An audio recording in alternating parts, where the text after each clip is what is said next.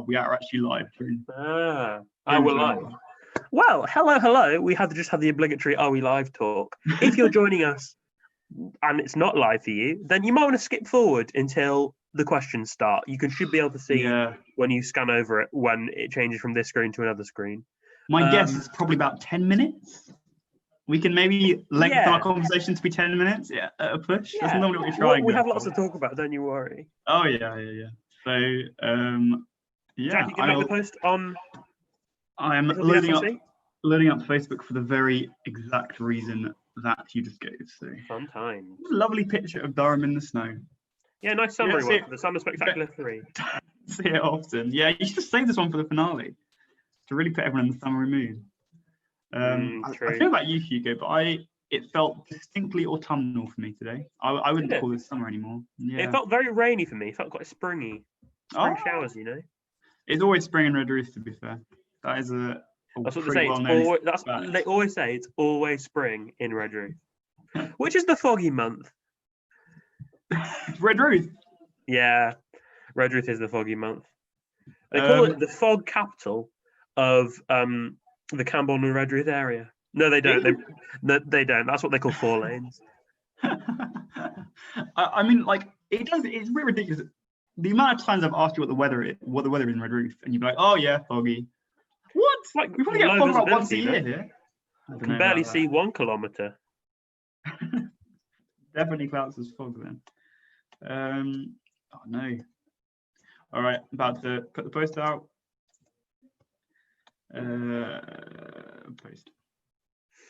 Posted. You posted? Yeah. You share it to be displayed on, or shall I? I can. If I'm on Facebook already, I'm happy to share. I can just quickly press the button. So Hugo, you're aware of this. I don't think anyone else. Well, people are, but maybe you're not. Who's watching? My phone broke on Sunday, and I've been sans phone for 4 days now. I can't quite tell whether it's freeing or frustrating yet. That sounds fun. It was kind of both in equal measures. So it's going to be more difficult for you to check the comments. I'll keep you reported. I'll keep you reported on all the fun comments on the YouTube live chat. Yeah, I hope so, because that's normally what I do on my phone. Oh my gosh. Oh no, sorry. I thought it was a new Minecraft speedrun world record, but it was just Ben X's personal best. False alarm. For you. Otherwise, you'd have to cancel the quiz so you could watch that. Yeah. Oh, right. It's about to come. Oh, Chris straight in there with the first. Whoa. First comment. I'm pretty impressed about that. That takes some doing. It's not even on Beato's playtime yet. But I guess Chris wouldn't need Beato's playtime. No. You might notice, as a Collingwood alum, you might notice there's an international superstar in front of the show's face on screen that has been lightly distorted. Can you work out who it is? That's a little teaser, so you can focus on that. You can talk to whoever you're with. You can probably very much avoid listening to whatever me and Jack will be saying, because it will be, more than usual, utter tosh. It will be complete rubbish. However, Hugo, I want to just quickly say, we've seen many distorted faces of celebrities over the last 6 months. However, I think this might be one of the most cursed. It is terrifying. It's a revolting sight. I don't know about that at all. Oh my gosh. My sister has already written out the questions 1, 2, 3, 4, 5, 6, 7, 8, 9, 10. Already written out the question numbers. That's the keenness we want to see. Look at this.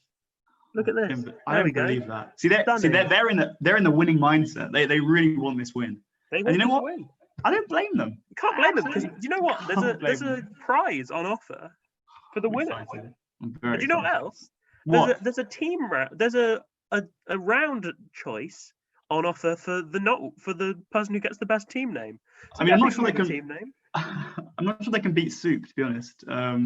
If you weren't aware, that's our specialist round for this week. So that's going to take some beating. A little tip: what we like in a team name is often something to do with the quiz itself. So you might want to hold off on your team name. Or flattery. We love flattery as well. That always goes a long way. If you say, Jack, I really like your glasses, that might win. If you say, Hugo, I really like your glasses, that might win as well, but probably not, because Jack actually makes the final decision. It'll get in the shortlist though. It'll get into the final shortlist. You may be thinking, oh, Hugo, What? Your beard doesn't look very nice at all at this angle. And to that I say, thank you very much. It's very kind of you to call it a beard. I mean, I can probably say the same for me as well.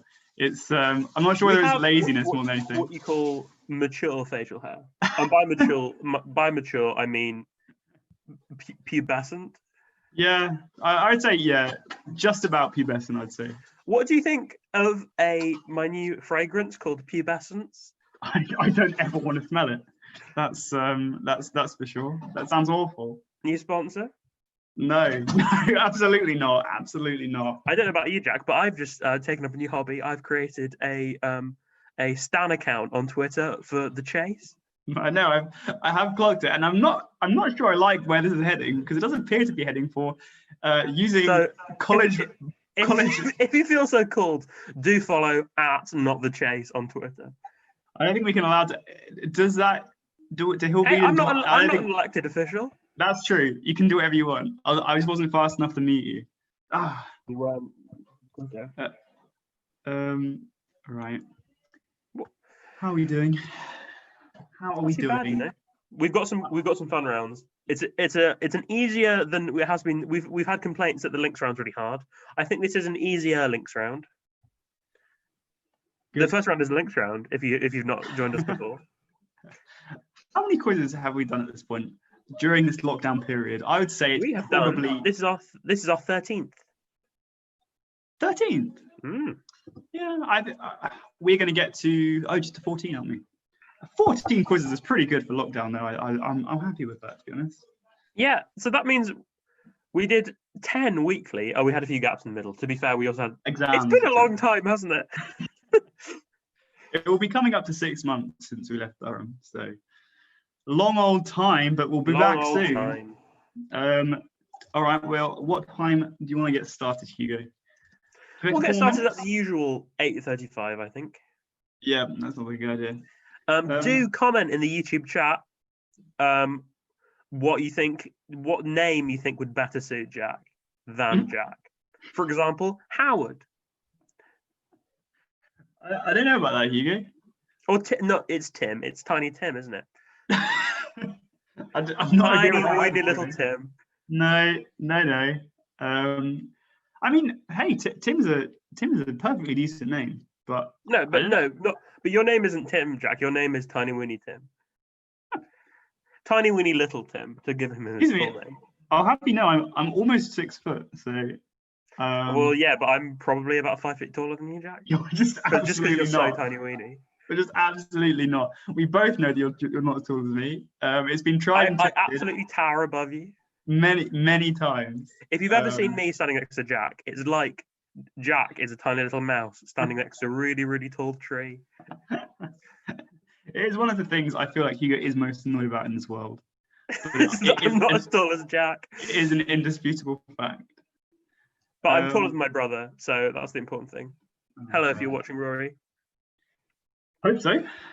I hope he's watching.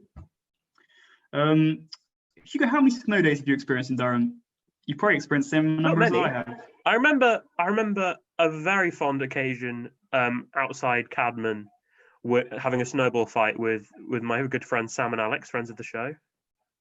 I don't have that memory. I do remember last year though, walking to lectures because we only had like a snow day that was like for a morning. It was like a snow morning and everything was cancelled because of it. I wish it was because I had 9 a.m. So I was walking to it about 8:30, and the snow was falling pretty heavily at the time. But since then, about 11 o'clock, it was completely gone. It was all just sludgy. Honestly, the wonders of the universe. It really is.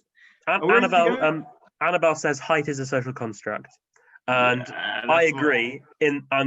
In that social construct, I am going to socially construct it that I am taller than Jack. I don't appreciate that. I don't think that's right by everyone. All right, are we ready to go? Rory says, "Love you, bro," but that's all very well and good. But I'm still taller. No amount of love can change that. Are we good to go? I think we're good to go. We're good to go. So first off, of course, if you're wondering, who's this really enticing character on screen at the moment? who's an international superstar and friend of the show. It's a bit of an easier one this week, but no less horrific. This distortion of it. It is, of course, the world famous Miss Piggy. Oh, there it is. I mean, the eyes gave it away for me. The eyes are. It was difficult to make the eyes look more human. Wow. What a queen! What an absolute queen! She has everything: glamour, confidence. Yeah, she can speak French as well. If you watch the Muppet movie. Does she speak French? Yeah, she's. I wonder how she learned it. Yeah, I know. Well, let's just dwell on that one. While you think about how Miss Piggy learned French, we can get started. We can get started in the round. Jack, you're presenting this first round. Yes. How does the links round work? Well, Hugo, I'll tell you, and for anyone else that is interested in listening, the links round works as follows. So we're going to give you 9 general knowledge questions. Seemingly, at a superficial glance, those questions will seem just like general knowledge, but in fact, there is a single link, and the 10th question will be that link. So keep an eye out, because it's very important. So, brilliantly explained. Question number 1. What is the first name of the former football player with 79 caps for England who has since briefly managed Celtic, Tranmere Rovers and the Jamaican national team? Oh, that's embarrassing for you, isn't it, Jack? Do you want to have another go at the first football team? What is the first name of the former football player with 79 caps for England who has since briefly managed Celtic, Nice. Tranmere Rovers and the Jamaican national team? You're such a football lad, Jack, honestly. Yeah, anyway. See, when I see the word Celtic, the first thing that comes to mind is, Celts. What can I say? Classic you. There you go. Have a little think about that one. Maybe you already know what the link is. I'm going to say, if you get this answer, it's still going to be quite hard to get the link from this one. Especially this one. That's what I like to hear. We don't want it to be given from question 1, you know. No. Question number 2, maybe from that though. Which member of Alvin and the Chipmunks traditionally wears green? Which member of Alvin and the Chipmunks traditionally wears green? I don't know. They call me and Jack Alvin and the Chipmunks. I have heard that. That's in true. whatever order you choose. Realistically, I think Jack's Alvin and I'm the Chipmunks, and I'm fine with that. I don't even know where to begin with what you just said. I've never seen any of the Alvin and Chipmunks movies, so. Have you read the comics? No. The manga. Imagine if they made an anime series based on the Alvin and Chipmunks manga, which was based on the Alvin and Chipmunks movie. Would you watch it? No, Alvin and Chipmunks has existed long before the movie. No, I disagree. Even if it has, I morally disagree. It's got flipping what's his name in it from Arrested Development, whatever he's called. Question number 3. Question number 3. What is the surname of the New Zealand-born physicist known as the father of nuclear physics? He had element 104 named after him. What is the surname of the New Zealand-born physicist known as the father of nuclear physics? He had element 104 named after him. Or 104, if you are that way inclined. 104? If you dial that, I don't know what comes up. Something probably does. Probably like the Philippines police or something. Oh, I don't know about that. Hello, what's your emergency? I'm not in the Philippines. I'm not in the Philippines right now. I was just intrigued. Sorry for wasting your time. Please don't arrest me. The Philippines. Hang on, isn't there that? Hang on, I'm looking it up. I am actually looking it up. Oh, there are. Hang on, you were joking, Hugo. But I think the number 104, if you are in Iraq, calls the Iraqi police. Oh, only if you're in Iraq. Only if you're in Iraq. You have to put like plus 12, 104. Question number 4. What is the English version of the surname of the 16th century French theologian who stressed the doctrine of predestination and has a branch of Protestantism named after him? Do you want to have another go at theologian? No, I knew I said it wrong. I don't know how those words are said. What is the English version of the surname of the 16th century French theologian who stressed the doctrine of predestination and has a branch of Protestantism named after him? Whew. If you think, oh, this could be more than one person, well, only one fits the link. So Hugo, do you want to know some more numbers? Want to know some more things that number 104 calls? Uh-huh. So it calls the gas leak service in Kazakhstan. Handy. It calls the gas leak service in Tajikistan. So clearly, 104 is used in gas leaks quite a lot in Central Asia, and in Uzbekistan as well. It's a gas emergency in Armenia. It's gas service in Azerbaijan, and it's a gas emergency in Belarus. Lots of as gas well. problems around the Caspian Sea, it seems. Yeah, and also it is the Hungarian number for the ambulance. Well, isn't that brilliant? Question number 5.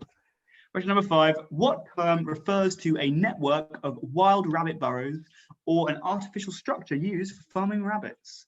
What term refers to a network of wild rabbit What term refers to a network of wild rabbit burrows or an artificial structure used for farming rabbits? Hugo, what are your thoughts on Elmer Fudd? Elmer Fudd? Let's not mention him. He might come up later in the quiz. Okay, yeah. He doesn't, but let's pretend he might. Create an air of mystery. I always remember the Elmer Fudd episode where the opera one. Have you seen it?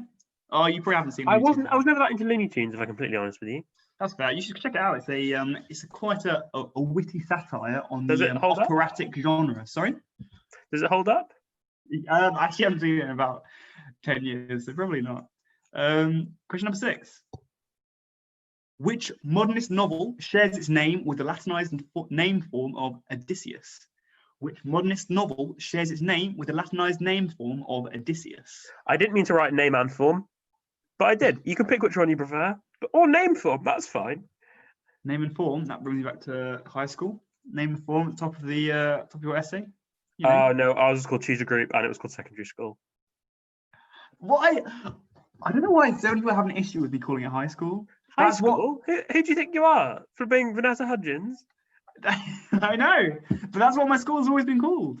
And also, all the schools in my area are called, finish off with high school. That's what you get if you live in Suffolk, ladies and gentlemen. We have a lot of highs. Esteemed guests. Question number 7. In the book of Genesis, who was the father of Ishmael and Isaac? In the book of Genesis, who was the father of Ishmael and Isaac? Good set of pronunciations, Jack. Well done. Thanks. Genesis is one of my faves, so I know the pronunciation. Did you know the word Isaac has 2 A's in it? Like Aaron. Or Aardvark, Aardwolf. Armadillo. Yeah, that is true. Double A battery. Yeah, that's true. Also, type of lava. If The writer of Winnie the Pooh. Double A is a, excuse me? The writer of Winnie the Pooh. Yes, true. The AA service. If you're broken down on the motorway, they can come to your rescue. Or the AA service, if you need some help, and that's okay. Question number 8. What is the surname of Take That member Howard? And I must say, friend of the show. I feel like probably he's come up several times. I feel like Take That and He'll Bead are intrinsically linked. So in completely unofficial terms, by the way. I wish they were official. No, I think it is official terms. We can say with legal certainty and no legal ramifications that Take That is a big fan of the College of St Hilda's and Bede. That's not a reach. And they agree with every single thing we say. Yeah, I'm not going to go there personally, but if that is your opinion, then you're welcome to it. We don't want to get demonetized or them to claim our video and make money off it. That's true. With their friends, they're our friends. They wouldn't do that. For example, Take That member Howard, who has a surname which fits the link. Ooh. What a link in itself, Hugo. Question number 9. What word fits this definition? Verb, UK. To shout loudly in order to interrupt someone that you disagree with. For example, every time the minister got up to speak, he was blankered mercilessly. Every time the minister got up to speak, he was blankered mercilessly. Blanket. Yeah, it's good. I don't know about this one. I really don't. It's a mystery to me. Do you know the links? sorry, synonym, jeer. Yeah. So Thank I don't know, you. I didn't read that off the first time, so synonym jeer. Jeer, that's what I say when I click glasses into someone. Jeer. Yeah, I guess, yeah, I guess. Oh, or the Alvin and the Chipmunk song, Christmas, Christmas, time is here, time for love, time for jeer. Is that true? I think it might be cheer. I feel like jeer isn't very Christmassy thing. But We're, you know, we're off. We're scraping the bottom of the barrel straight off the bat. Question number 10. what what's the link? So the previous 9 questions, the answer to all 9 of them had some kind of link. What is that link? And that is the answer to the 10th question. I might run through those quickly. Have a little Run, shoot through. run. Okay, the first name of the English football player with 79 caps for England, who has briefly managed Celtic, Tranmere Rovers, and the Jamaican national team. The member, question number 2, the member of the Alvin and the Chipmunks who traditionally wears green. Question number 3, the surname of the New Zealand-born physicist who is known as the father of nuclear physics and has element 104 named after him. Question number 4, the English version of the surname of the 16th century French theologian who stressed the doctrine of predestination and has a branch of Protestantism named after him. Question number 5, the term for a network of wild rabbit burrows or an artificial structure used for farming rabbits. Question number 6, the modernist novel that shares its name with a Latinized form of Odysseus. In the book of Genesis, question number 7, the father of Ishmael and Isaac. Question number 8, the surname of Take That member Howard. Question number 9, the word that fits this definition, to shout loudly in order to interrupt someone that you disagree with, which I might do to Jack sometimes. No, He's got so much to disagree with. I've got so much to disagree with him on. And question number 10, of course, what's the link? What a round. What a round. What a round. We're off to a flying start. Yeah. I'm sure many people are thinking, you know, huge things were promised by Hugo on his advertisement of the quiz when he shared it on his personal account. So if you're friends with him, you might have seen that. And I feel like so far, that round, it's got us off to a good start. Are you liking it? Yeah. I think this next one will be up your street, Jack. Oh, I hope so. When I said I think this is a good quiz, I mean, I think you personally, Jack, will like this next round. I mean, that's all that matters, really, isn't it? Are we ready to go on to it, do you reckon? I'm very excited, yeah. Are you at home? Here we go. Round number 2 is, of course, songs in Limerick. Oh, it's so good. Yes.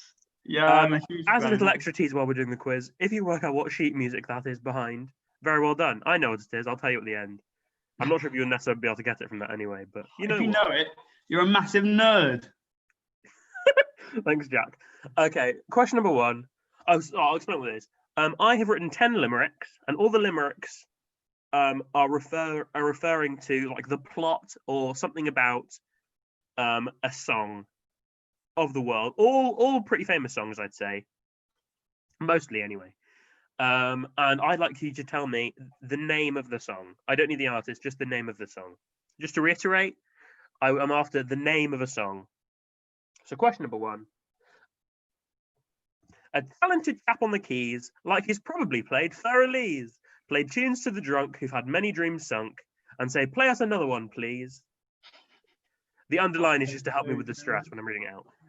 Question number 1. A talented chap on the keys, like he's probably played thoroughly, plays tunes to the drunk who've had many dreams sunk, and say, play us another one, please. Oh gosh, sorry. I might stutter sometimes. That's okay. What's wow. I think I know what the answer is. It's a great limerick. I'm going to say with all of these, some of it I've included. Some of the information might not be necessary. It might just be I've added it to make the rhyme. to make the rhyme. But otherwise, I'd say this is probably an impossible round to write. So, question number 2. Question number 2. A man from the town of my birth spoke lots of a wet part of earth. So we went on a trip and found this great blonde ship. We now live underwater with mirth. There we go. A man from the town of my birth spoke lots of a wet part of earth. So we went on a trip and found this great blonde ship. We now live underwater with mirth. Yeah, Do you know it? I do. I do. There's one word in there which threw me off a little bit, but you're back I in. think I do. I think I'm back in. I think I'm back in. This is great. I love this. I love this. Mirth, incidentally, one of the wise men's gift, wasn't it? Yep. Mirth, Frankenstein, and Golf. Sorry, golf. And golf. Yeah. Golf, Frankenstein, and Frankenstein and Mirth. Frankenstein's a monster, I believe. Oh yeah, I like that. Because Frankenstein is actually the man in a little green hat. That's that joke's a bit of a stretch. Well done, very well done. If you got that one at home, I don't know. Question number 3. Sorry. Question number 3. This woman can dance, so is shown. So this man tries to get in her phone. Though he speaks her own tongue, the decision is swung by her ever so true coxal bone. This woman can dance, so is shown. So this man tries to get in her phone. Though he speaks her own tongue, the decision is swung by her ever so true coxal bone. I thought that said coaxial for the longest time. No. I'm going to say the second line. What? Don't worry too much about the second line. That is very much for the rhyme. Okay, that was quite helpful. Okay, I think I might know. It's good. It's really good. Okay, I think question number 4. Question number 4. 4 women are told by their maters not to worry themselves with the haters. And what set them apart was their insecty part that allowed them to be aviators. 4 women are told by their maters. Oh, that is my, don't worry. 4 women are told by their maters not to worry themselves with the haters, as what set them apart was their insecty part that allowed them to be aviators. I don't know this one straight away. For some reason, I suddenly thought we were thinking of films, and I was like, oh, it's probably Bug's Life. Probably. It's not Bug's Life, I'm going to tell you that. The answer is not the main score to Bug's Life. I wish. What's this going to be? By the way, I'm not going to lie. If you took all the answers to this round and put them into a playlist, it would be a solid playlist. Hey, maybe that's what the prize is this week. Well. Question number 5. Miss Underwood isn't a fan of her unfaithful cheat of a man, so she shows how she feels on his automobile, which she breaks every way that she can. Miss Underwood isn't a fan of her unfaithful cheat of a man, so she shows how she feels on his automobile, which she breaks every way that she can. I like the way that one scans. That one really rolled off the tongue. It should say which she breaks every day that she can. I'm sure I proofread this several times, but obviously not thoroughly enough. Do you agree with Hugo that a limerick is only improved if you put it to song and you add a lute? Cheadle, the SLC president, has said he's questioning the word maters. No, I stand by maters. Maybe it's a different definition of maters than what you think. When I think of the word maters, I do think of the character in film Cars. But that's okay, because I think it also works, doesn't it? That's okay. You like your Pixar films, don't you, Jack? I do. It really is showing me up here. Question number 6. In the morning, I have to be swift to make it to my 8-hour shift. The inherent classism of capitalism leaves me all in all really quite miffed. Oh, yeah. In the morning, I have to be swift to make it to my 8-hour shift. The inherent classism of capitalism leaves me all in all really quite miffed. What song is this referring to? Reminder, we're just after the song. I don't care about the artist. I feel like these songs are very much your music taste, Hugo. Oh, I think so. Right. I think I have most of them saved on my phone, probably. Probably. I mean, how else would you know which ones to go for? Yeah, true. Okay. Question number 7? Yes. Question number 7. CG feels that his shortage of dough was the reason for losing his beau. He lacked a nice car, so they'd never go far. We're after the clean version, though. Of course, because this is obviously the It's a family show. family show, so keep it clean, folks. Question number 7. CG feels that hang on.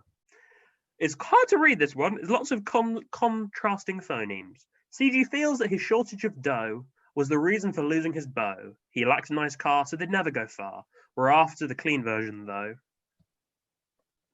Beautiful. CG.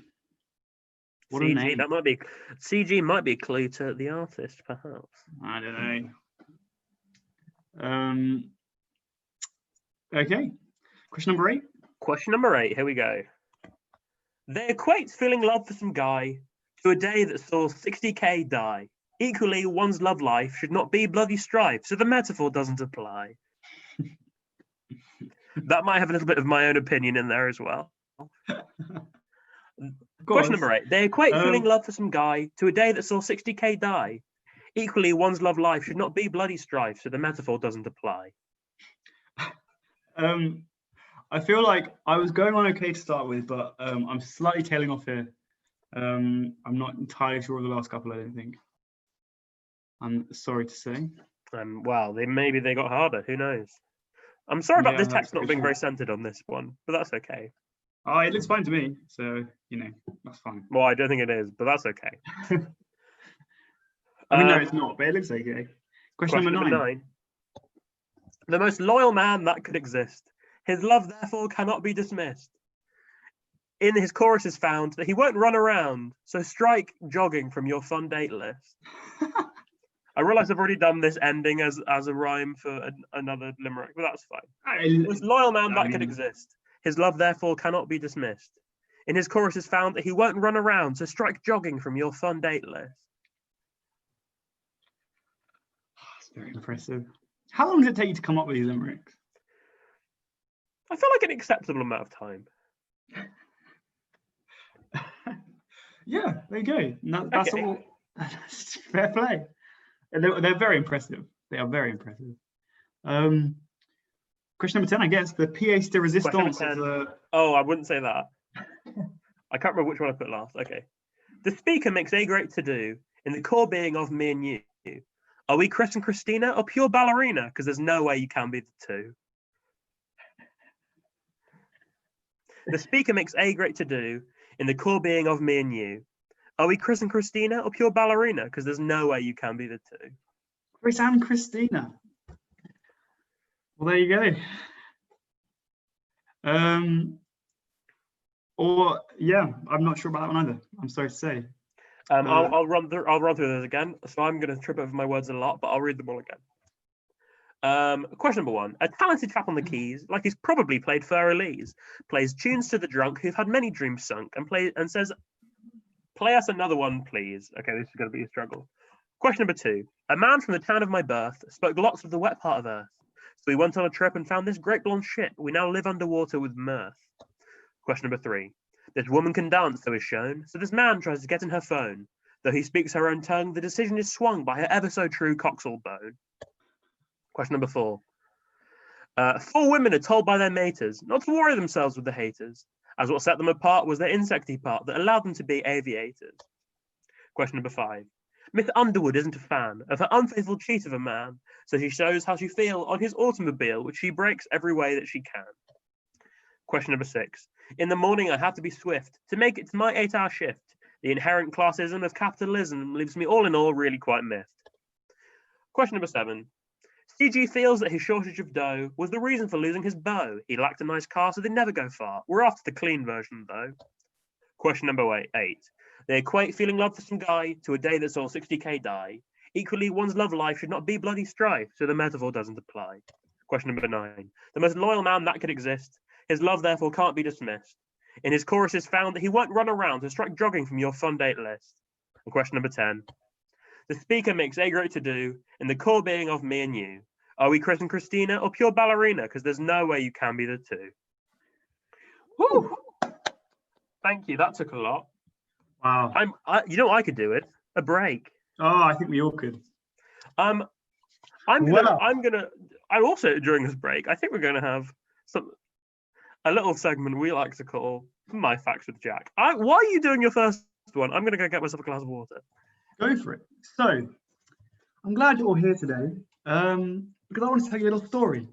The story that I'd like to tell you is about Scotland. I'm sure we're all familiar with Scotland, a lovely place in the north of the UK. However, I'm quite a big fan of the linguistic makeup of Scotland and how interesting that is. And I'm sure you'll find it very interesting as well. So, in fact, me and Hugo were talking about this earlier. If you look at the Shetland Isles today, they are a fascinating crossroads in the North Sea. They have something called the Up Heliar Festival, where they it's a fire festival with Viking ships and stuff. They have their dialect, Shetlandic, comes from Norn, which was the language spoken there until the late 18th century. And that in itself comes from Old Norse, which is basically spoken by Viking crusaders, well, not crusaders, but people spreading their empire. Explorers, exactly. So these people spread from Norway into the UK. They established kingdoms here, and that still persists today. So if you end up going to Shetland Islands anytime soon, and you think, wow, that's a really interesting dialect. It sounds almost a little bit Scandinavian. That's because it is kind of Scandinavian. Also, check out the Up Heliar Festival. It's on my list, and it should be on yours as well. Adding on to that fact, natural progression from Shetland Islands is chess. In fact, a certain set of chessmen, the Lewis chessmen, you might be familiar with the Lewis chessmen. In the 1800s, a farmer found the Lewis chessmen hidden in a sand dune in Stornoway, in Lewis, the Isle of Lewis, in the Outer Hebrides, and he then sold them, and they currently sit in collections in the British Museum and in Scotland. And these chessmen are incredible. They are made of a walrus ivory, and they date back to the 1100s. And they're a sign of these islands in the Outer Hebrides being a rich kind of connection in a trade link between Scandinavia and Ireland. So when you go there today, it's it's remote, it's wild. There's not many people there, but these chessmen are a sign that once these islands were kind of a thriving trading hub, as a connecting point between the Norwegian Empire to the north and the Irish Empire to the south. So there you go. That's my 2 facts about Shetland Islands and the Lewis chessmen. Yeah, and I think I'll stick away from the third one today because the two other ones had a bit of I fleshed them out a bit. Bit of meat to them. Yeah, some good facts. There we go. Yeah, next time you're in Scotland and you're in a wild place, think about the Viking heritage and the Scandinavian heritage. Quite particularly, not just Scotland in general. You have to be quite true. You got to be specific places that aren't necessarily just on your route to Edinburgh. No, arguably not. You might have to go a little bit further north, but you'll find them. So yeah, there you go. You will find the Lewis chessmen. Yeah. Also, quickly, a little half a third fact about the Shetland Islands I was reading earlier today that I might just slip in. I know we don't like mentioning it, but we are in the middle of the pandemic at the moment. And I'm not sure if you're aware, but Shetland was, at the start, per capita, at one point, it had one of the highest rates of coronavirus in the world, the Shetland Islands, right in early March. But that, as a result, they were doing like test and trace, and they were locking down way before anyone else was.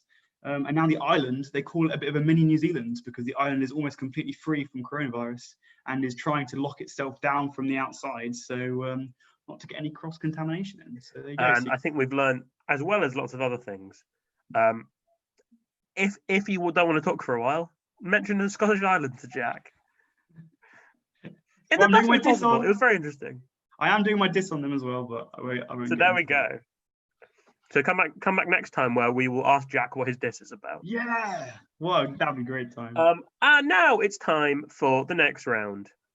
So come back from your break. Sorry, we were meant to tell you to go and get a glass of water or something, but it's okay because it's too late now. Next round was created for us by friend of the show, Kieran Duggan, and senior SU rep. This is a round we like to call historical photo album. It's a bit like a round we've done before, but a little bit different. So how it's going to work is we'll give you a historical image, and you have to work out in which of the following half decades they took place. We've slightly changed what the decades is from last time we did this, I think, to make it a bit more sensical. So all of these decades have a picture corresponding to them in the next ones, and you have to match them up.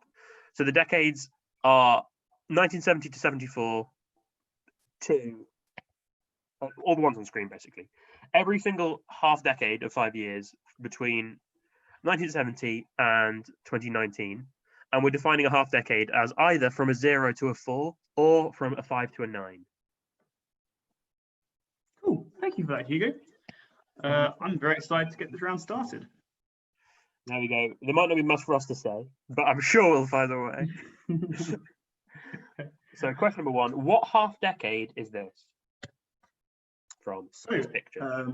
What you can see here is a picture of there are people on one side of some kind of structure thing, and there are other people on the other side of the structure / thing, and a chunk of it is missing and is slightly leaning towards the larger crowd of people. There is some graffiti on the structure as well, if that helps at all. And this picture, I'd just like to give a big shout out to my brother and all of his friends in, I feel like they're in Cumbria. So I hope you're having a lovely time. I hope you do well this quiz. I hope maybe you know the half decade that this question is from. I know I don't. Yes, maybe I do. I'm very bad with dates, hence why I'm not a historian. Oh no, I'm also bad with dates, and I'm arguably half a historian. But I know the rough ballpark. But this is, it's one of those ones where you almost feel like you start second guessing yourself. So good stuff. All right, question number 2. Question number 2. Let's not do too much description of these because we don't want to give anything away. Question number 2. Well, just describe me the colours that you can see, Jack. Okay, so predominantly I'm seeing, unfortunately, the colour black. So yeah, what you're seeing reminded that black. In these 10 questions, they're all different half decades from 1970 to 2019, and a half decade goes from 0 to 4 or from 5 to 9, and that they all will be included in the 10 questions. I think there are definitely subtle hints of gold and white there as well. Rocky there. Sorry, I was really engrossed in my own kind of little analysis of the color palette of that picture. A blue sash, a couple of blue sashes or something. I don't know. That old woman in the front is holding some paper. Maybe she's going to bind it because it's her dissertation. Oh, maybe. I wonder what her dissertation is on. Probably something boring like fungal spores in like alpine forest regions or something. That was like a cursed version of what my diss is, by the way, just in case anyone. Question number 3: what half decade is this? Look at the screen, by the way. There's pictures. If you're just listening to us, rogue choice of you, but they're on the screen. There are pictures of that we're referring to. Otherwise, it would be quite hard. There is a lot of red in this image. I would say predominantly a lot of red. You would say predominantly a lot of red. Everything in this image, I would say, is a shade of red, apart from the bits of blue and the bits of black in it. Lots of bright lights, or maybe they're not lights. I don't know what else they'd be. So I think I'm pretty safe to say lights. Looks lovely. So yeah, what is it? When was it done? Question number 4. By the way, quick. Let's do question 4 first. Question 4. Well, what half decade is this from? What a lovely spotty tie that person's wearing. Spotty tie. The table is primary school brown. I'm glad to see there is one of those. Is that an Ethernet port thing, and also a plug socket behind them? Yeah, it is. That was a very good spot. I didn't want to give anything away, but yeah. Maybe, I didn't know about a phone port. I didn't know. Maybe whatever. I think it's an iPhone 22. Oh, it can't be RAM because that's actually the Ethernet client. I don't know about computers. Makes no sense. Question number 5. Question number 5. Well. This is hard. This one is hard. Well done if you get this one. I mean, maybe this is just. I'm not a massive fan of the picture quality. Kieran, I don't want to call you out here, but it's a bit grainy. Maybe it's a grainy picture from now, or maybe it's a picture of the time in graininess. By the way, shout out to Jane from Shropshire, who said that my previous angle of laptop wasn't very flattering, so I've now got it on a book. Which I'm sure is very flattering. Jade from Shropshire. She's come up before, hasn't she? No, sorry, Herefordshire. Herefordshire. Okay, so yeah. No, that Jade hasn't come up before. Question number 6. Question number 6. Well, all I can say is this picture quality is very, very HD. If that gives anything away. Whoa, that is high definition. That is high. That is ultra high, I would say. That's UHD. I'll tell you what, Kieran was explaining to me about what this picture was, and I didn't really understand, and I lost interest very quickly. Well, that might be a giveaway, because that might mean it's not in the past. Which means Because I love every single thing about the past. Yes. And that's a fact. That is the words from a historian right there. We just love to see it. Every single thing that happened in the past was good. No. No. I don't think that's absolutely not. wrong. That's not real. These are not the views of Sky Sports. Okay, question number 7. Slap a false bingo on that one, I think. Well, I don't know about this one. I would say the predominant colour is red. You think the predominant colour of this is red? Yeah, I knew you take exception with that, Hugo, so I prepared an argument. Whilst red might not be the most abundant colour, which I would say is when you say predominant, we are talking about abundance. Well, we might have to agree to disagree. If you break up the word free and dominant, you mean the colour that jumps out the most, do you? Yes, I mean it takes centre. Actually, doesn't. It's kind of out of focus in the back, but also it's kind of in the centre of the picture. So I'd argue that the red is there, and that is why red is the predominant colour in that picture. Well, I never. Let's jump now to question number 8. What half decade is this? Remember, all the half decades from 1970 to 2019, and we're defining a half decade as either from a 0 to a 4 or from a 5 to a 9. What half decade is this from? What do you think of this picture quality? It's like these people are standing. Well, if they're people, you know, I don't want to give that away. It's like they're standing in the room. It's like they're standing right in front of me. I'll tell you what is right in front of me. A lovely sunflower. There you go. Thanks, Jack. And now I can't actually. It keeps drooping in front of the camera. Well, let's go to question. Let's go to question. Oh yeah, it's fine. 9. What half decade is this from? It's number 9. Right. What would you say is the predominant colour in this picture, Hugo? Why don't we know what we're talking about by predominant?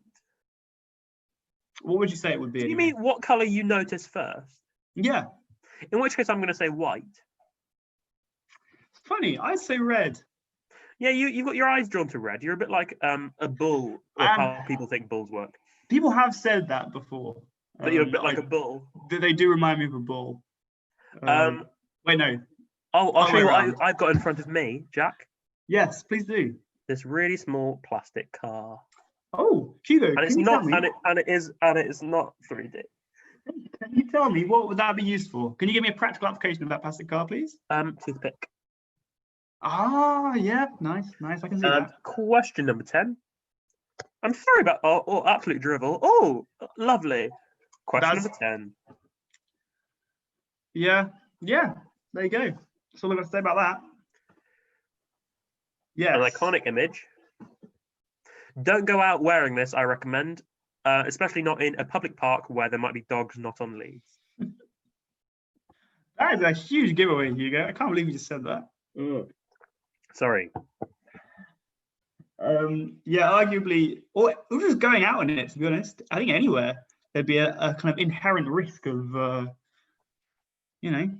an untoward consequence, let me just say. Oh, what a good thing to say. I've accidentally presented this round as well, Jack. I mean, there isn't much to present. There isn't much to present. It's just us talking about the pictures. I'll just run through those again. Reminder, you know how it works. All the half decades from 1970 to 2019.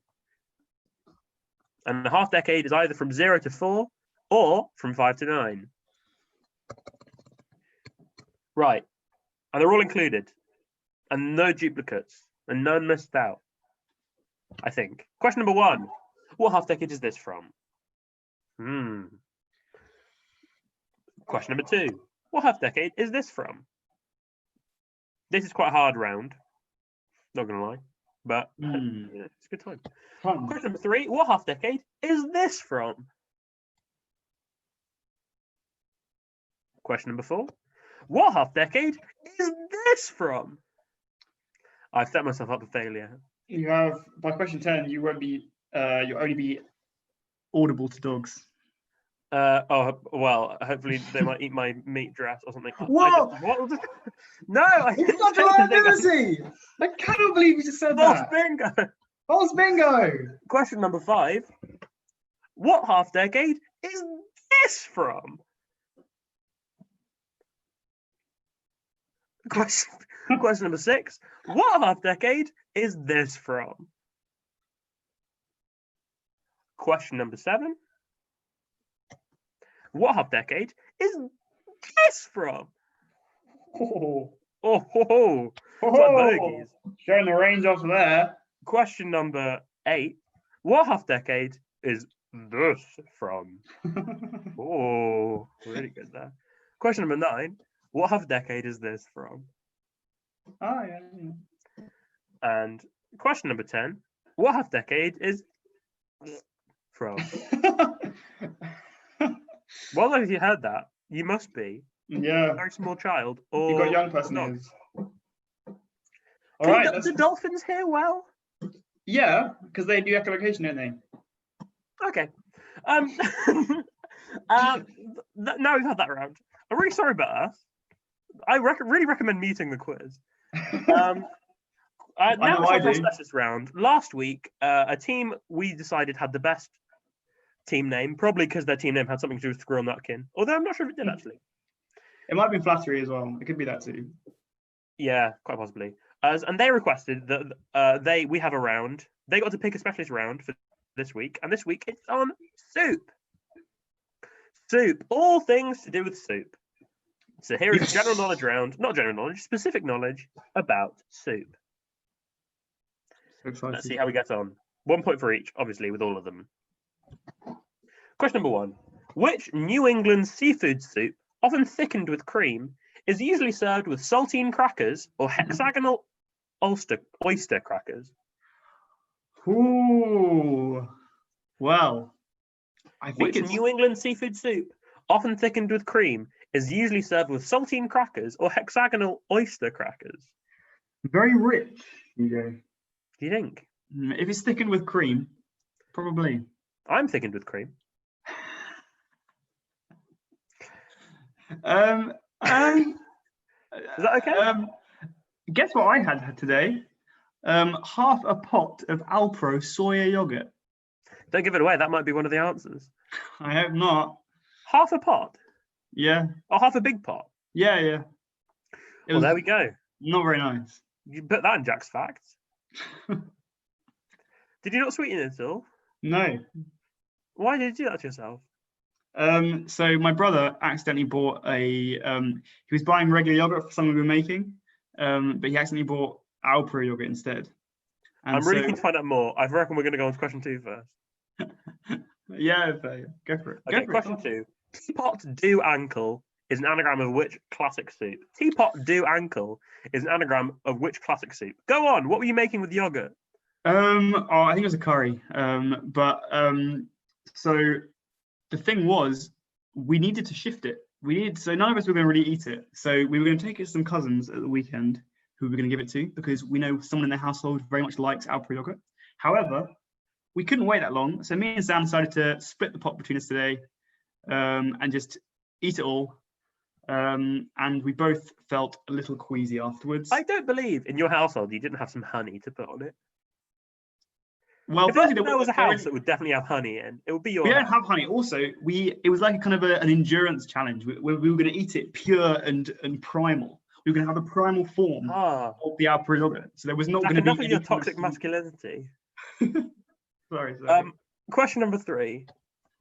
In the clarification process of making a consommé, a type of soup, what ingredient is traditionally used to remove fat and sediment from the broth or stock?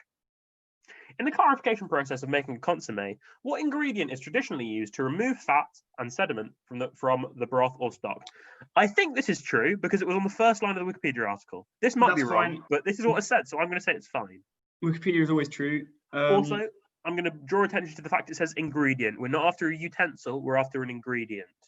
Also, I did, I was trying to help you guys out when I said, look out, revise your broths, and here we go.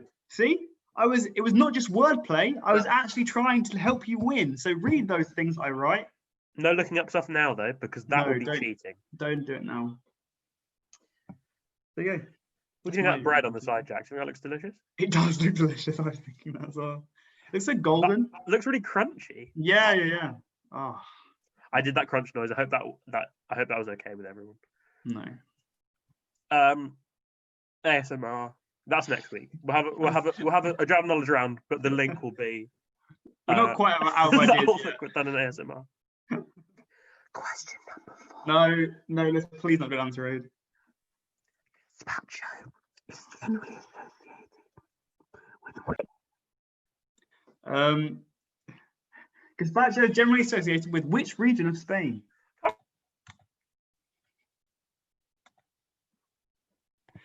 I can't believe you muted me, honestly.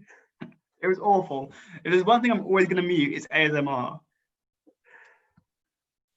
We don't approve that kind of thing. It's a family show, Hugo. Honestly. I think there's nothing not a family about ASMR. Have you not seen the ASMR Peppa Pig episode? I have, yeah. Question number 5. That's not a thing. Question number... You can read out this one if you want, Jack. Sorry? You can read this out if you want. I'll read out this singular question if you want. Which soup, traditionally eaten for breakfast, is widely considered the national dish of Vietnam? Which soup, traditionally eaten for breakfast, is widely considered to be the national dish of Vietnam? There you go. I swear, wasn't this what was there? What was it about Peppa Pig? I swear I saw a news article about Peppa Pig being like... Oh, I remember. I remember, but I'll tell you after this next one. Okay. Question number 6. What name is traditionally given? No, what name is given? What name is given to the traditional Jewish soup dumplings associated with Passover and traditionally eaten with chicken soup? What name is given to the Jewish soup dumplings associated with Passover and traditionally eaten with chicken soup? I believe it was, Jack, that American children have started speaking in English accents. What was that? Because they've been watching too much Peppa Pig. Did you send that to me, or did I send that to you, or did we just discover it separately? Either way, I think we discovered it separately. Oh, well, yeah, that was a really fascinating article because it's like toddlers are starting to speak with British accents. I can't believe we're reclaiming the accent, obviously. Oh, it's very satisfying. But also, if you actually read into it, it's not actually true. But anyway, question number 7. Oh, great. Question number 7. Meggy Leves, that very likely is pronounced wrong, but I hope that's fine. Meggy Leves is a slightly sweet Hungarian soup made from sour cream, sugar, and a sour variety of which fruit? Ooh. Meggy Leves, or however you pronounce it, is a slightly sweet Hungarian soup made from sour cream, sugar, and a sour variety of which fruit? So, I thought I'd just say about the Peppa Pig thing. These toddlers had started adopting the British way of saying certain words, but most linguists agreed that it wasn't actually speaking with a British accent. It was just mimicking this British sound of saying some words. I'm not convinced that most linguists actually commented on the issue. I think the linguistic consensus was that it wasn't a British accent, it was just individual British words. Oh, that's still interesting. Yeah. If you may have noticed, we're taking a bit of a world tour with our soups today. I'm very much approving of this. I feel like sour cream must be a constituent in a lot of Hungarian cuisine, Hugo, because we make a kind of a goulash soup. Oh, don't give it away. That's not this. Wow. This is Megaleves, it's not goulash. Oh, sorry. What's sour cream in? They use sour cream in it, yeah. We use sour cream in it, yeah. And the Rawdon way is the Hungarian way, as Absolutely. I always say. Question number 8. Which Chinese soup has been condemned by the Humane Society International and the Sea Shepherd Conservation Society due to ethical and environmental concerns? Which Chinese soup has been condemned by the Humane Society International and the Sea Shepherd Conservation Society due to ethical and environmental concerns?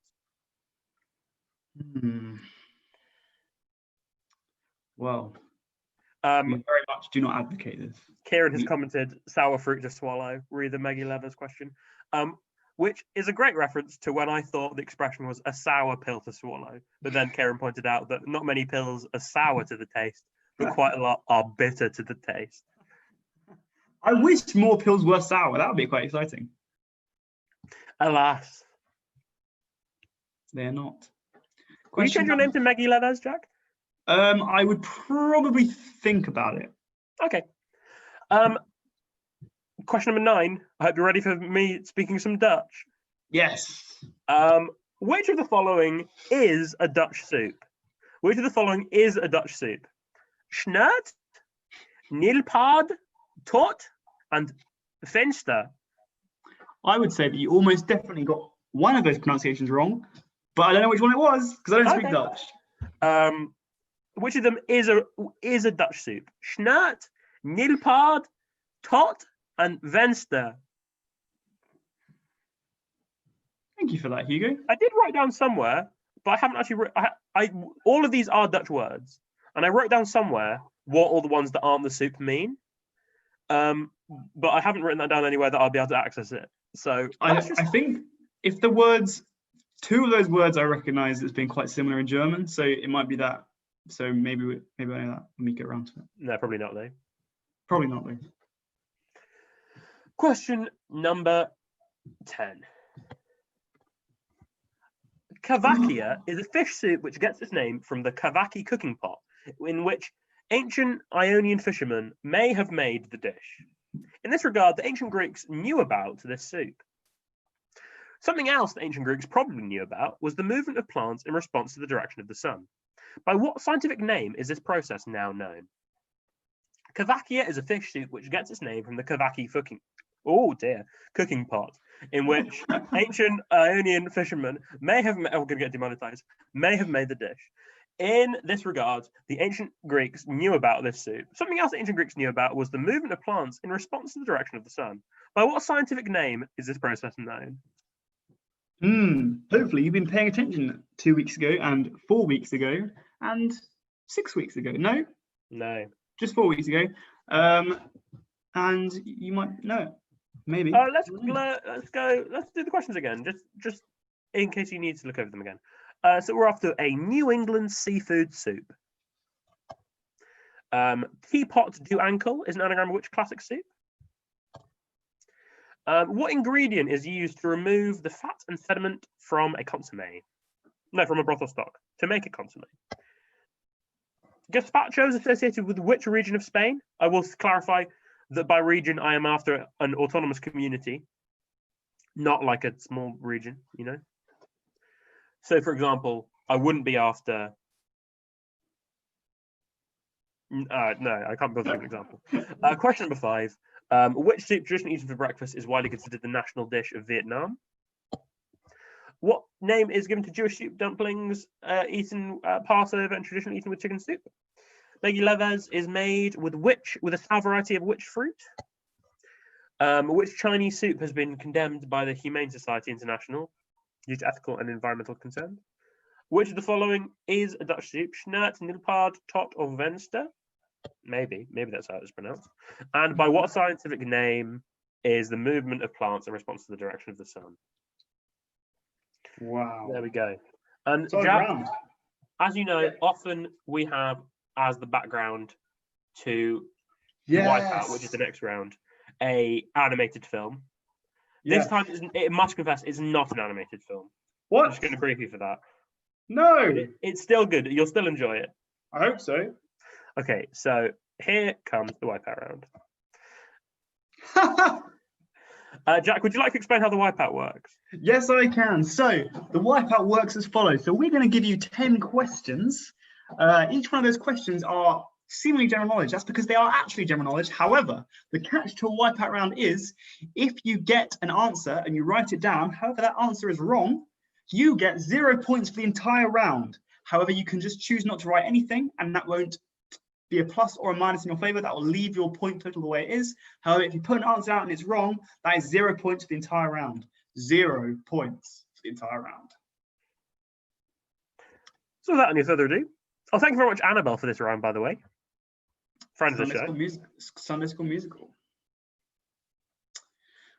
I love to watch it. And here's question number 1. Jack, read it out, please.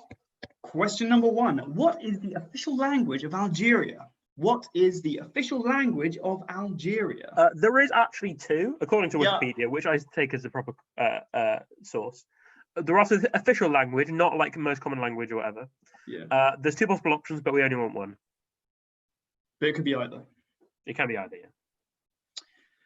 Cool, good. I feel like Sunday School Musical, I wish they would kind of say not your ordinary Sunday school, not ordinary high school. Yeah, it doesn't really work, does it? No. But it's not your ordinary high school, but it is your ordinary Sunday school. Is it as in like, are there possibly some religious undertones? Possibly. I think so, but I get the impression that it's sort of the Christian version. I imagine American, I imagine quite evangelical Christian. It normally is when it comes to these things. Version of High School Musical. From what I've seen of evangelical parodies before, normally is. All right, question number 2. Starring Alan Cumming and Forbes Masson, which Scottish airline-based sitcom ran for a single season in the 1990s? Starring Alan Cumming and Forbes Masson, which Scottish airline-based sitcom ran for a single season in the 1990s? Oh, you can't look it up, I suppose, can you? Because I can give it a go. It's not quite because you haven't got your phone. I can tell you that the plot involves their Sunday school's going to have to close down, but they need to find some funding. So they do a musical to raise money, as far as I'm aware. I assume they probably find the funding. Hopefully, but I don't give it away. So question number 3. Yeah, no spoilers. Which musician is the best-selling artist of all time based on certified units? So it's based on certified units. Which musician is the best-selling artist of all time? I don't know what that means, certified units, but that's the question. Make sure you're all aware, certified units. So not just on anything, on certified we're not after uncertified units. Just the certified We're after ones. in this instance, we're after certified units. I'm really enjoying the the reviews of it on Google, the Google reviews of this film. It doesn't have a Wikipedia page, unfortunately. It has an IMDb. No. So I'll read you this quick review after going to question 4. It's quite a corker. Question number 4. Question number 4. In Egyptian mythology, Set kills and mutilates Osiris. What relation is Set to Osiris? So this review is truly an incredible piece of art that rivals mankind itself. Of course, relative to other human creations, nothing compares to God's creations. And an intense, dramatic, suspenseful plot helps to keep viewers interested during every second. The use of creative yet relatable plot devices may rival events in the Bible. Overall, it's an amazing movie. It's such a shame a big company like Disney thinks they can just steal the story without anybody noticing. It's good. Question number 5. I will just clarify that this isn't the Osiris mythological story branch of Egyptology. Not necessarily in all of them that Set kills and mutilates Osiris, but the Osiris branch of Egyptology is one of the major ones. And I believe in most branches, Set and Osiris will have the same relationship to each other. Yeah. And we're after what is that relationship name? Phew. Okay. Question number 5. Question number 5. Which animal has retractable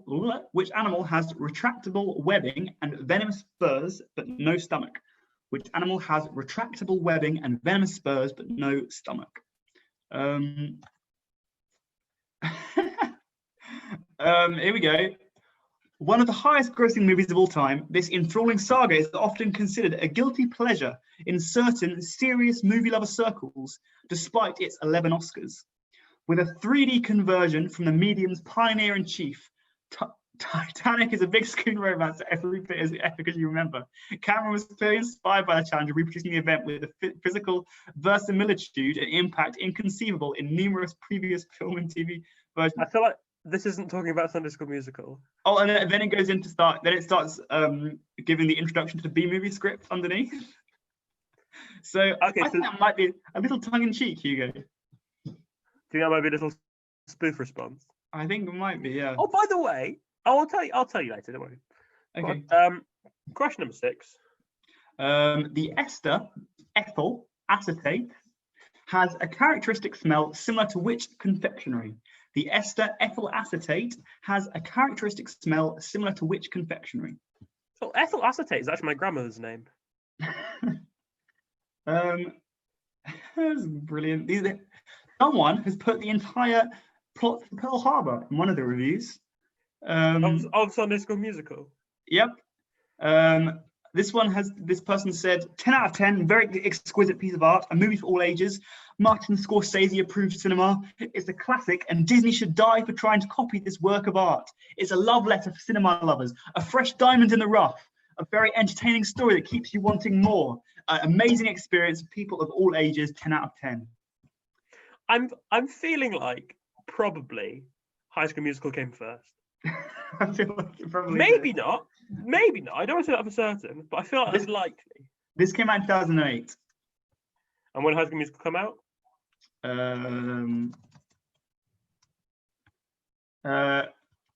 2006. Okay, so I feel like we know which way around it was. Question number 7. Which writer created the Alex Rider series of books? Which writer created the Alex Rider series of books? I really would recommend. Really nice switching from the voiced to the voiceless fricative there.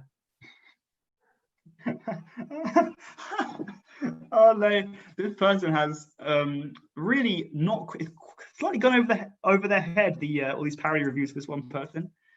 They've said High School Musical ripoff, no originality whatsoever, acting was terrible, and these amazing reviews are probes written by the company employees' different Google accounts. No, you mean to tell me the person who's just reviewed Titanic wasn't actually reviewing Sunday School Musical? Oh, I really wish I really hope I never. I really want to see it now. Don't be fooled by this company cheating their way into your money. Okay, let's do question number 8. What does NATO stand for? What does NATO, NATO, stand for? We're after the thing it normally stands for. The biggest thing that's called NATO, what that stands for. Wow, just amazing. I love this movie. Way better than Disney's ripoff High School Musical. You know, I'd say this is even better than Ratatouille and Chop Kick Panda. Oh, I think we might have discussed this before. They are two that exist. Yeah, obviously, we had last week. What was it called? Tappy Feet, probably. Tappy Toes? I can't remember. Tappy Toes. I think it was Tappy Toes. Ratatouille is a film that's a mockbuster, like the other ones, but not of Ratatouille. It's a mockbuster of Flushed Away. What? Oh, maybe no, actually, no. I think he has a restaurant as well. Oh, I don't know. Question number 9. It's just an amalgamation of all rap films. Question number 9. Which mountain range lies within the counties of Aberdeenshire, Inverness-shire, and Banffshire?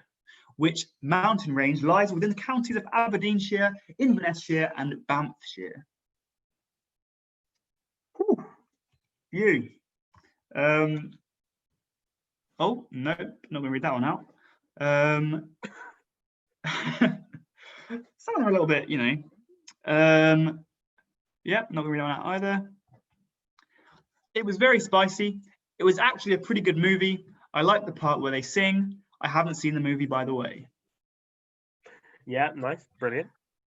And question number 10. Final question of the quiz for this week. Which sport uses equipment such as neck guards, garters, and gloves? Which sport uses equipment such as neck guards, garters, and gloves? Just to say, by the way, just a reminder that this round, if you get a question wrong, just one wrong, It's 0 for the entire round. So if you've got some questions written down and you're not very happy with the answers, you might want to cross them out because it might cost you all the possible points. Yeah. Or you might want to risk it, For all the pennies. What's the expression? For all the marbles. Take care of the pennies, Hugo. The pounds take care of themselves. Take Wait. after the 2 birds in the bush. The 1 bird in the hand will look after itself.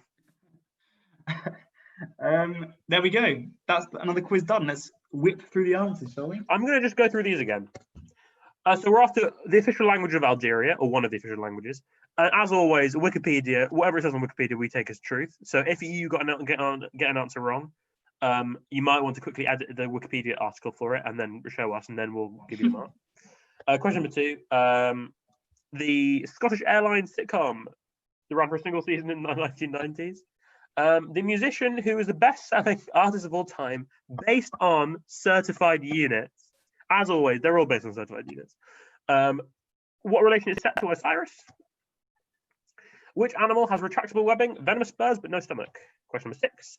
What confectionery does ethyl acetate smell like? This seems like it would be subjective, but I'm going to take the word for the question writer on this.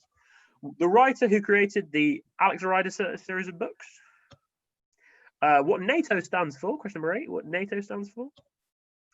The mountain range that lies within the counties of Aberdeenshire, Inverness-shire, and Banffshire. And the sport that uses equipment such as net guards, garters, and gloves. Okay. I hope you're ready for the answers. I'm gonna whiz through the answers, and it's gonna be a great time. So, of course, ready for the answers? Yes. Sorry. Are you at home ready for the answers? Yes. Oh, thanks for responding. Okay, question number 1. So here now it's time for the answers. So the links round.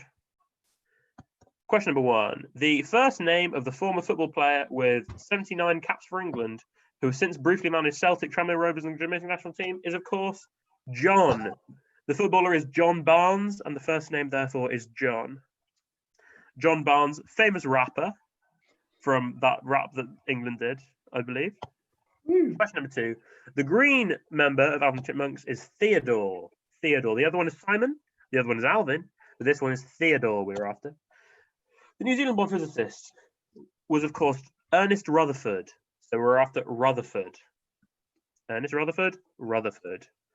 Of course, the theologian is John Calvin. So the answer is Calvin. Calvinism. Calvin, please. The network of wild rabbit burrows is a warren. It's a warren.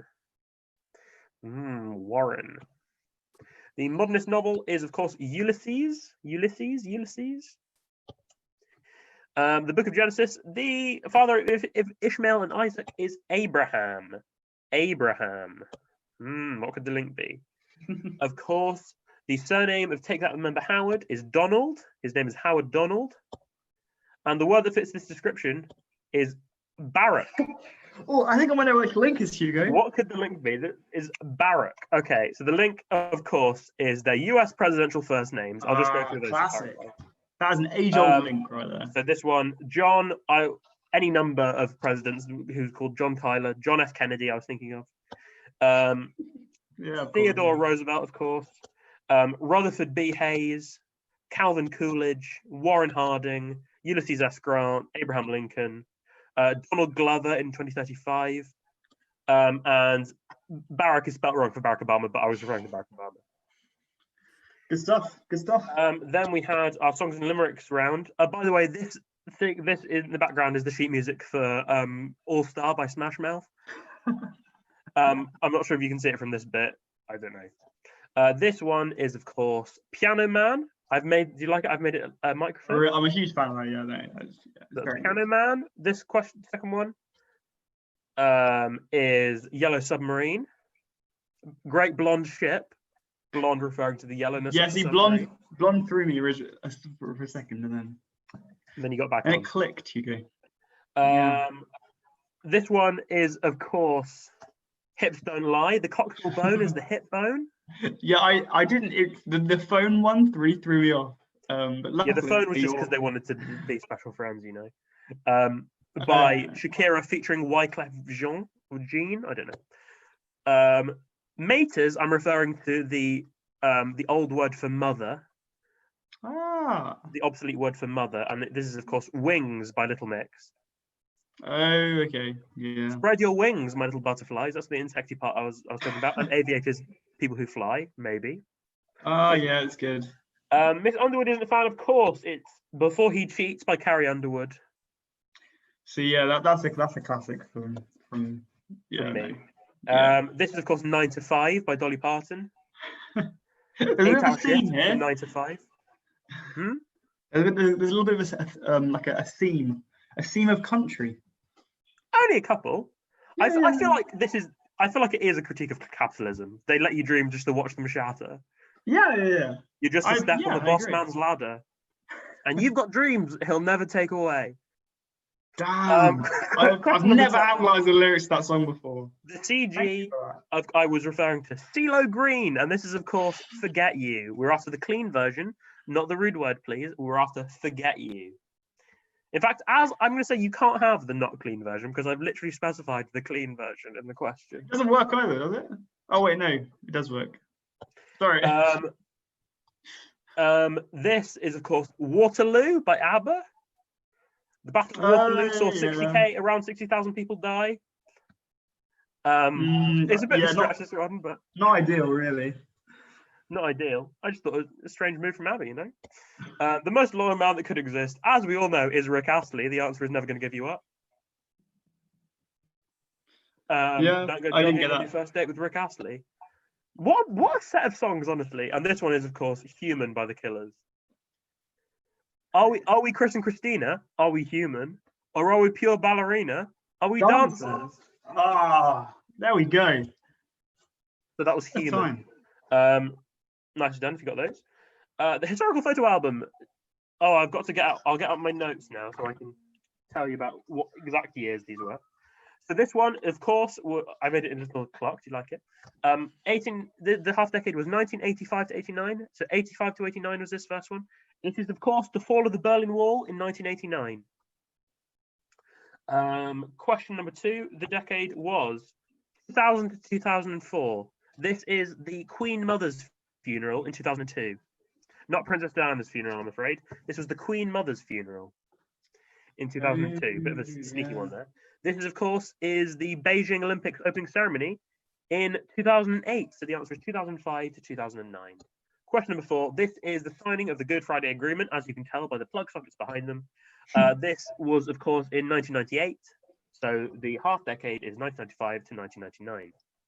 This is the inauguration of Isabel Perón as president of Argentina in 1974. So this is 1974. Wow. Not to be confused with Eva Perón, who was Juan Perón's second wife. This is Juan Perón's third wife. Oh, there you go. That is very obscure. So that's 1970 to 1974. Question number 5. This is the Columbia Space Shuttle launch. You don't need what it is. You just need the half decade. In 1980 to 84, it was in 81. Mm-hmm. It was like the first NASA space shuttle to orbit the Earth or something. Oh, okay. But what's the point in space, you know? I imagine everything revolved around the Earth. Question like a couple of hundred years for that one. This is England losing to West Germany in the World Cup in 1990. This is 90 to 94. I don't know why there's a Soviet Union flag there if it's losing to West Germany, but maybe it was in Moscow or something. I don't know. I don't know. 1994. This is, of course, David Cameron resigning as Prime Minister in 2016. So it's 2015 to 2019. 2015 to 2019. Samantha Cameron wisely social distancing before it was ahead of her time. This is, of course, Saturday Night Fever, the seminal film of 1977.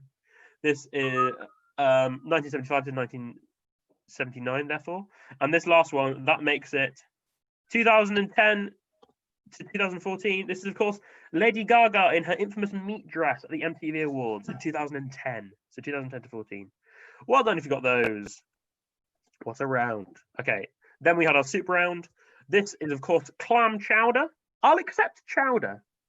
I might even accept. I'm not going to accept bisque. I'm not going to accept. I don't think bisque is associated enough with New England. So we're Yeah, after clam true. chowder, or you can have chowder. Delicious. Teapot de Wankel is an anagram of leek and potato. The clarification process: egg white is used. Apparently, egg white is used. We'll give you egg. Egg white is used. Gazpacho is associated with Andalusia. Andalusia, either way. Andalusia. The soup traditionally eaten for breakfast is pho, spelt pho, but apparently pronounced pho. Classic Vietnamese dish.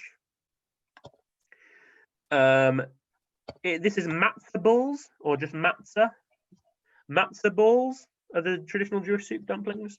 Meggy Leves is sour cherry soup, it's also known as. So the answer is cherry. Sour cherry soup. Cherry. I'm sure it'd be tasty, but In fact, do you want to get ready making your hobby FLZ post? yeah, I'm there. I've done it. Oh, brilliant. The Chinese soup is, of course, shark fin soup. Controversial. One of them is Dutch soup, and that is snert, which is a pea soup. Oh, by the way, the symbol I've gone for here is an aerial view of a bowl of pea soup. Is the answer shape?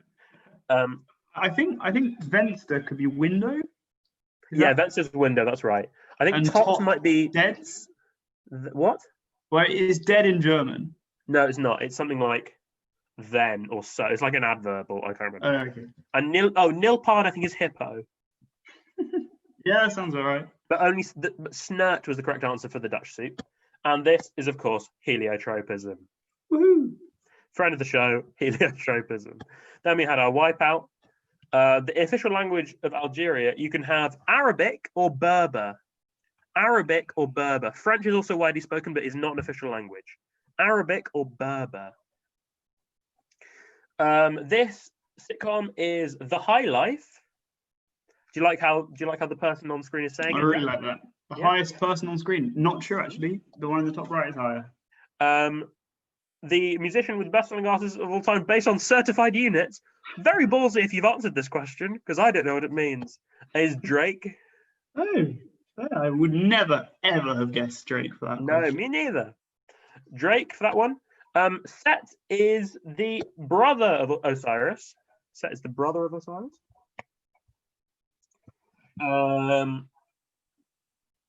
Question number 5. The platypus has retractable webbing and venomous and no stomach apparently, or effectively no stomach, which they lay eggs. The ethyl acetate apparently smells like pear drops. That's very precise. Is pear it drops. Very well done if you got that. Question number 7. It was, of course, Anthony Horowitz. Hopefully that speech mark looks like I'm saying it. Either way, Anthony Horowitz. NATO stands for North Atlantic Treaty Organization. No half points. If you got any of those words wrong, that's 0 points for the entire round. Remember. Question number 9. This is, of course, the Cairngorms.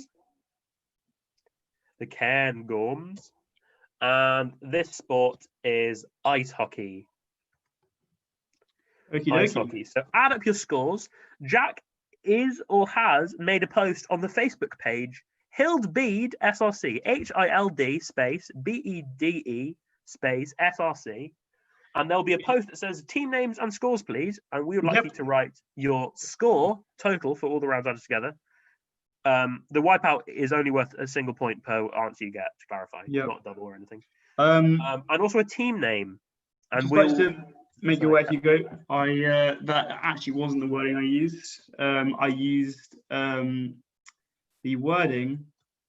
Hang on. Post your answers and team names in the comments below. Good wording. Okay, so post that, and while we're waiting for those answers to come in, we're going to do a little activity I like to call Are You Smarter Than the Social Sec? Now this, we've gone into college, sort of, and we've got a round provided to us by Durham University Scuba Diving Society. No way. I wonder how you're going to handle that one. You'll never know. Durham University Scuba Diving Society. So this is the part of the show. This isn't scored. This is just a little game me and Jack do, where Jack, who likes to think of himself as someone who knows everything. No, not true. That's how he's described himself before. He said before, Not "Hi, true. I'm Jack, and I know everything." That is incorrect. And so this is when I give Jack a specialist little quiz, and we say how we did. And if you at home get more, then you are smarter than the social sec, because Jack is the social sec. So question number 1. We've got a PowerPoint for this one as well. Brought to you, there we go, by Durham University Scuba Diving Society. So go and check them out on various social media that they're on, if you're interested. Question number 1. Jack, what does scuba stand for? Hang on. The BA, I think, is breathing apparatus. I'm gonna need everything for the point, Jack. Okay. It's like cylindrical underwater breathing apparatus. You think cylindrical begins with an S, Jack? No, that's the C. I'm still kind of trying to. What are you saying? I'm gonna need a final answer. Sub-cylindrical underwater breathing apparatus. Okay. Question number 2. Which of these is the diver down flag? Which of these is the diver down flag? That's ridiculously hard. They're also blurry too. I'm gonna say D. You're gonna say D, okay. Question number 3. What is a scuba mouthpiece called? I'm going to tell you, Jack, you're not going to get this one. A mouth guard. You're going to say mouth guard? Okay. Interesting. Question number 4. What percentage of a compressed air tank is oxygen? I'll give you 10 either way.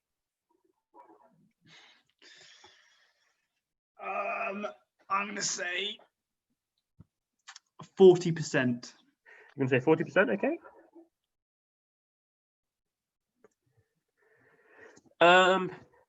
And question number 5. There are 2 types of equipment, open circuit and closed circuit. Which of these categories does a rebreather fall into? It's a 50-50 chance. I'm going to say... I'm going to say open circuit. Is it open circuit? Okay. A bonus question that was provided to me by Durham University Scuba Diving Society was question 6, which we're not going to do. Why did divers fall backwards when they go out of the boat? And the answer is because if they fall forwards, they'll stay in the boat.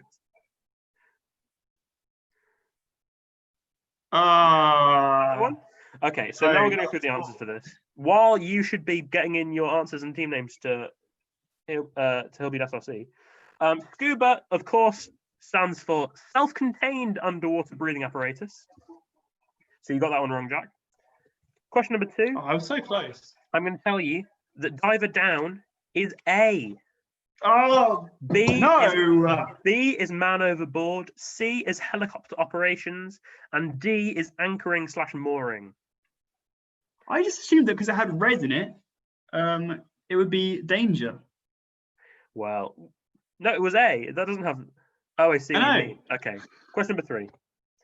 The scuba mouthpiece, as everyone knows, is called a regulator, not a mouth guard, a regulator. No. It's not going well for you so far, Jack. This might be the lowest scoring one yet. A big fat 0 for me this week. I said I'd give you 10 either way, which I thought was quite generous.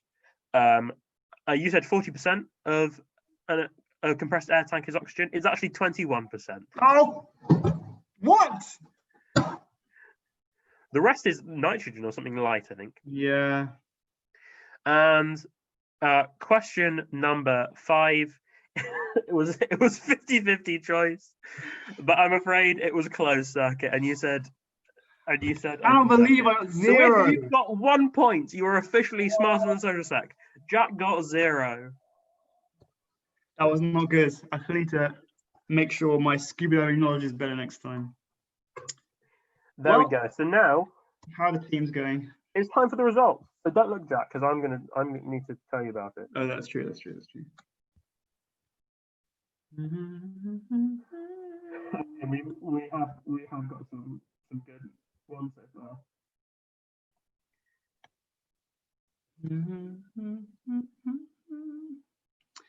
How many teams we got so far?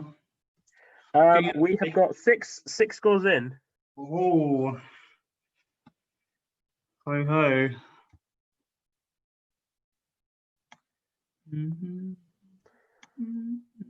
Oh, okay. No, we've got some good names. To be fair, I'm sorry to hear.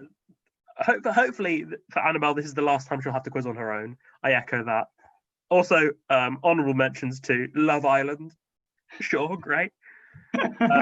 Last time, there was a specialist round was on Sue, and my brother said I put his team name as Sugo Bush, which was very clever. But I read it as Swago Bush because I didn't understand. What a great Spanish student you are. This week I do get my brother's team name. He's put Super Duper, which is clever. But I'm going to give Jack 3 choices, and he has to pick which one he's going to do. Okay, I'm ready. We've got a disappointing score. Oh yeah, I like that a lot. Great Hinds Think Alike. Oh, that's very good as well. Or Calvin and the Chipmunks.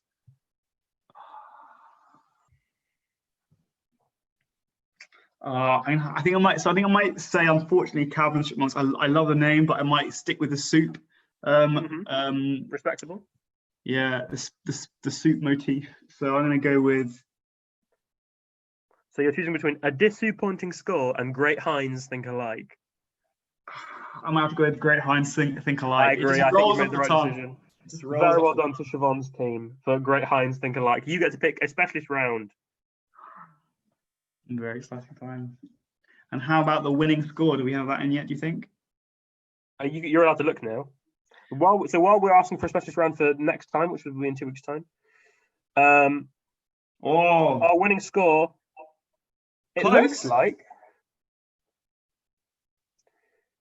that it might well be. Hang on, I don't think I'm seeing all of them. We've also had the team name follow at Durham_uni_scuba on Instagram. That's fine. I wouldn't have won. We're not about plugging here. Okay, so the winner, apparently on her own, is Annabelle. All I'm saying is you better not answer her own round. That's all I'm saying. That does seem a bit suspicious, but that's okay. Annabelle, you've won, and that means you won this week's prize. It has been suggested that limericks round had such good songs you could make a playlist out of it. So that's exactly what I've done. But to make it a bit more make it a bit more interesting, instead of just having the boring usual version of all the songs, I found a really cursed cover of every single song. So this is your prize. This is all the songs, but a slightly cursed version of each song. Oh no! I know the. Hello? Sorry, I accidentally pressed mute myself. I know the exact song of the Muppets version, the Forget You by Camilla and the Chickens. Oh, that's particularly bad. That's all done with a chicken clucking. Before He Cheats by Honky Tonk Laundry, the musical, is pretty awful. However, I will say, in searching for these, I did find some very good ones. For example, Before He Cheats by Scott Bradley's Postmodern Jukebox is pretty incredible. Yeah, Spotify is such a treasure trove. Oh, and we've got a special round for next week. Is 1980s music. Oh, there we go. Oh, absolutely huge. That's a round and a half. So, Annabelle, very well done. This is coming to you. This coveted surprise playlist titled "Very Well Done to the Winners." And that's it. We've had a wonderful time. Thank you very much for coming. I hope to see you in 2 weeks' time for our final of Summer Spectacular Quiz. Yeah, potentially our final virtual quiz. However, I would rain check that. We'll have a look and see what things are like. But It might even be a hopefully- bumper quiz next time. It might even be longer than usual. Yeah. So there you go. Which, because I know all you want is more of me and Jack chatting absolute rubbish. Absolutely. So yeah, and then after that, we'll have a break for a couple of weeks because obviously it is Precious Week. And then afterwards, we will see what we can do about the quizzes again. So yeah, we'll be in touch, obviously. But then before that, obviously, is next week's one or 2 And weeks' I'm time. aware One. we may be having a lot of people watching who attended Bath University. I would like to say down with Bath, Durham, up with Durham. Absolutely. I agree with that. As we all say. Bath University, as always, are fiercest rivals. So, bye, I guess. Have a brilliant 2 weeks, and we'll see you when we next see you. Have a